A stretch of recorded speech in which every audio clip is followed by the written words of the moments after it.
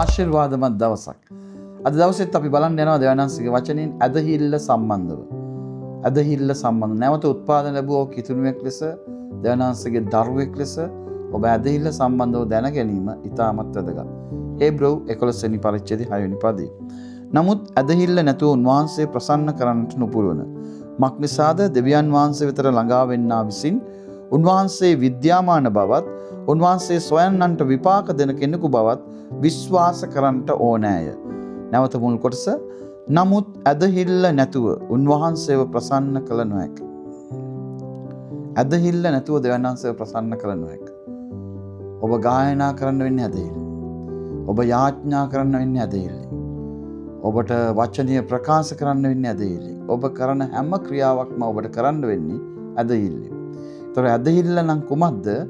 මිනිසයා දෙවියන් වහන්සේගේ වචනය විශ්වාස කරලා ඒ අනුව ක්‍රියා කරන එක ඇදහිල්ල. ඒ වගේම මිනිසයාගේ ආත්මය දෙවියන් වහන්සේගේ වචනයට දක්වන්නා වූ ප්‍රතිචාරය නැත්නම් කැමැත්ත ඒක තමයි ඇදහිල්ල.